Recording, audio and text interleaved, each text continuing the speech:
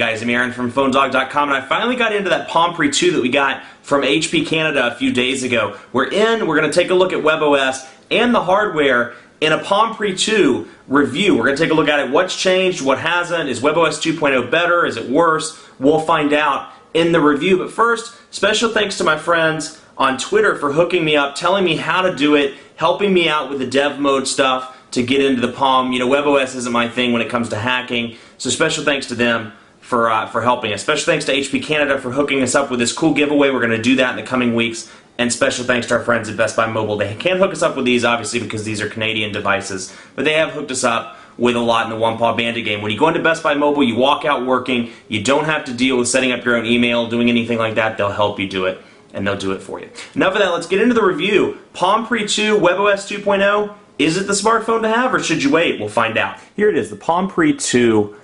This one is on Rogers, thanks to our friends at HP Canada. They hooked us up with a Rogers unit, which obviously can't be used in the States, at least in its locked form, but we can still get an idea of what the software looks like and what WebOS 2.0 looks like, and the hardware as well. It is available in the US unlocked from HP, and I think it's $449.99, so you can get it. The rumor is that it's coming to Verizon at some point this year, so you may be able to get it subsidized and bring along that 2-year contract to boot. But I did get it into developer mode. There is no SIM card. There are certain things we can't do, like access the app catalog, but a couple of things there. But for the most part, we can access everything else. Otherwise, you know, the design's very similar across the board to the original Palm Pre. You'll notice out of the box, somebody that's used the Palm Pre will notice the difference immediately, but somebody that doesn't or sees it from afar may not. The display's a little bit different. It's flatter. You'll notice that when you hold it like this,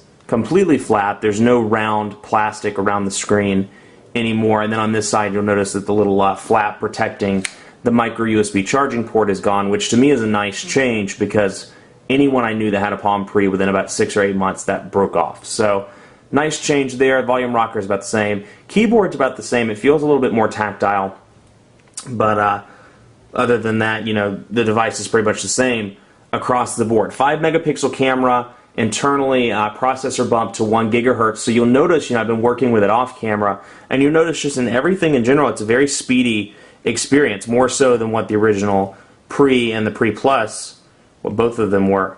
Let's take a look. For example, you know, you open up phone, bam, it's gone very quickly, as opposed to the sometimes slowdown that you would, I said that backwards, the slowdown you would see sometimes on the Palm Pre and Palm Pre Plus. But there are little changes in WebOS 2.0 that are different. I mean, you look at some of the visuals and transitions. The biggest one that you see in a lot of the commercials is the stacks feature, and I'll show you that. We'll go in, and then we'll back out. Same idea there by hitting the virtual back button, and then when we want to combine those, bring them together like this.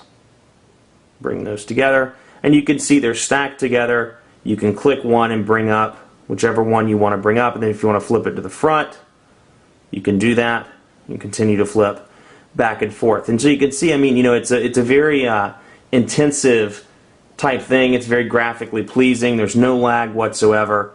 So that 1 gigahertz processor really does make a difference there. Now, the downside to this is because you do have this ability to spin them in and out and around like that, you don't have the ability to minimize them and make them super small like you did before. That's not in WebOS 2.0, but at least you can group similar icons or similar applications together, and then when you back out, you can scroll through them and get an idea of where you stand. So again, you know, performance has been very fluid across the board, even when opening several applications. You know, let's go into we'll go into messaging as well. Still, I mean, you know, there's no lag. So for those people that are, you know, coming from a Palm Pre or Palm Pre Plus and they want something just dramatically different, be it in software, be it in the hardware, this may not be your device. You may want to wait until their February 9th event in San Francisco. Who knows, they might have something else coming out then. That said, I mean, there are a lot of subtle improvements to this. One of my favorites is just type.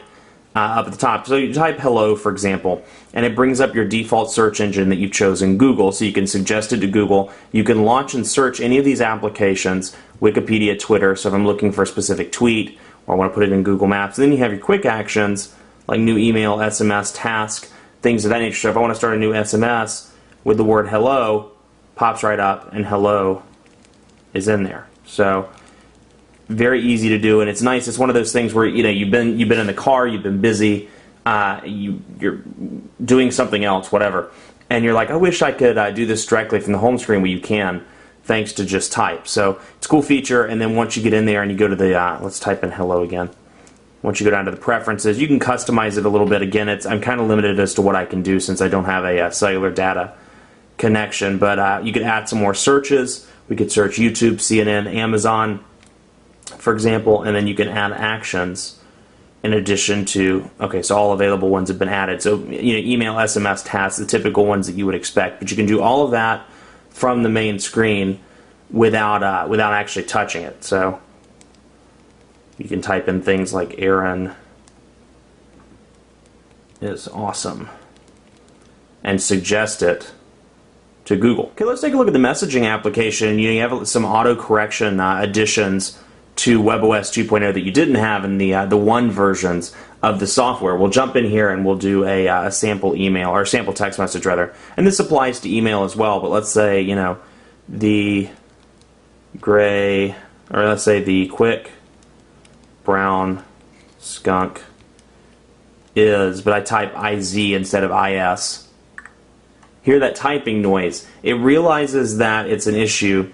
It puts dots under the word and it makes that typing noise to let me know that it's either been corrected or it is an issue. So for things like nope, it autocorrects to not. But each time it gives me that audible notification. So when I'm typing an email, I'm walking through the airport, I hear that and think, okay, I did spell something wrong, as opposed to just leaving the dots, or as opposed to not bringing it up at all. When I click on it, it brings it up and offers suggestions if it has any. Let's say they. So you can see I can bring up the old word as well. So that's cool. And then of course you can double tap the word and change it from brown to black, back and forth. One of my favorite things about WebOS 2.0 is how you can change the orientation of stuff within the actual card itself. So let's go into Photos, for example, and load a picture. We'll go to Wallpapers. We'll do that, and then we'll back out of it, and we'll load up Calendar, for example. Back out of it. Now you can see when closed and in card view, it still rotates back and around, which I think is just absolutely cool. Even when I take the calendar and slap it on top, still loads it up the same. I just think it's very cool. Neat little tweak, neat little design thing, not a huge deal, but cool nonetheless. Now you have Quick Office as well on this device, which replaces Dock View on the older Palm Pre and Palm Pixie. So nice to have that, and it's very standard across the board on a lot of Android devices. And more. Browser experience hasn't changed that much from the Palm Pre, the Palm Pre Plus, the Palm Pixie, etc., etc. But you do get Flash support in WebOS 2.0. Now, I like what they've done with this. We'll go into PhoneDog, for example. And I'm really impressed with the way they've managed this. If you want to see the Flash advertisements, you can. If you don't want to, you don't have to worry about it. And if you don't want to see them, it preserves the speed of the page. And it's enhanced by one of two things. Obviously, the fact that those Flash advertisements aren't running by default, and by the 1 gigahertz processor, it makes it snappy as well. So you can see these Flash advertisements are not running, and pinch to zoom is fantastic in terms of speed. And then once we kick those on, we'll let those roll for a second, and then we'll go back, and you can see pinch to zoom is still reasonably fast, but now they're running. So you have that option. You can keep them off, or you can browse. So it's nice, it's cool, and it's a neat way to make it work. You can see you can use it in portrait or in landscape mode. Transition effects are very good. You can see in landscape mode, pinch to zoom is just as responsive. So like the devices before it, everything's still wrapped up by what Palm calls synergy. So you jump into contacts, for example, we'll add a contact, and we can put in their name, me for example.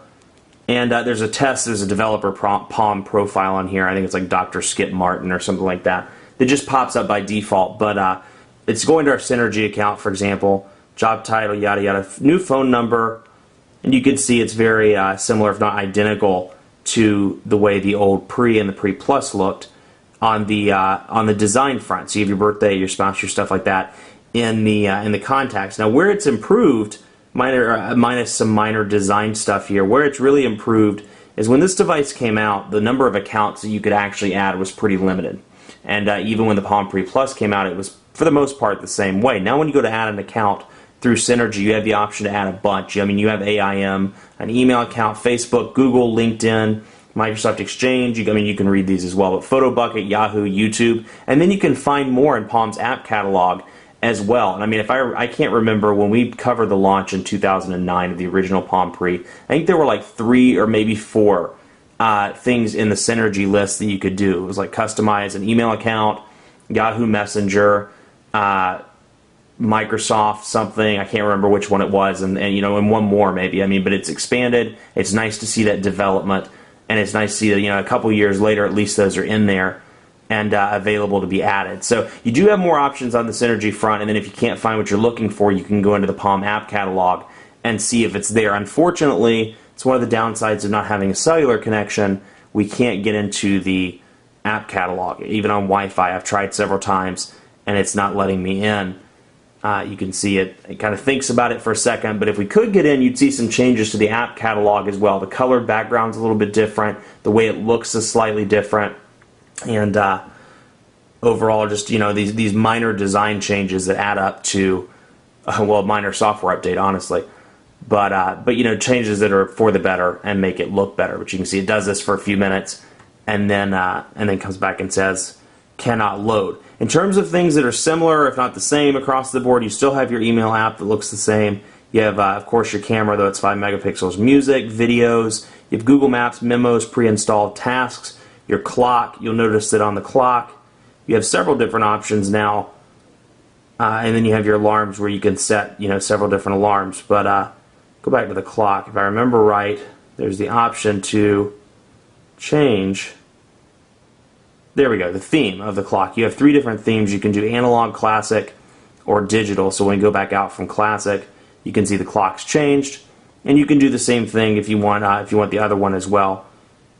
Analog or 24-hour, I think was the other one. No, I'm sorry, yeah, analog, classic, or digital. So we can go back out. So you have some minor changes just like that. If that one's the one that tickles your fancy, you can do that. So those are all pre-installed, and then when you scroll over to the Extras tab, you have YouTube, PDF View, Quick Office, as I said earlier, the SIM Toolkit. This is the GSM version. And then in your System folder, you have your accounts, your gesture tutorial, your help, your Wi-Fi, Bluetooth, things of that nature. Sounds and ringtones, which hasn't changed that much from the original Palm Pre. Volume still there, all of that. Software Manager, Text Assist, a few new ones, but for the most part, the same there. Screen and lock, so you can go in here and select your wallpaper. Take a look at YouTube on the Palm Pre 2. You pop it up and the application loads pretty quickly. Pull in phone, let's do Phone Dog. See what comes up. We'll do that one, HTC Thunderbolt, and wait for that to load. So you can see, and the audio quality sounds very good as well when it's at full volume. Going down recently. Aaron, or should I say Heron, has been getting all the action. You can see the speakers on the back, and like I said, it's louder to me, much louder than the previous Palm devices, so we can jump out of that. And you can see, again, very quick, very snappy. But that's what it looks like on YouTube. But then you have, of course, your videos, your music. Let's go in here and see if there's a sample song we can listen to.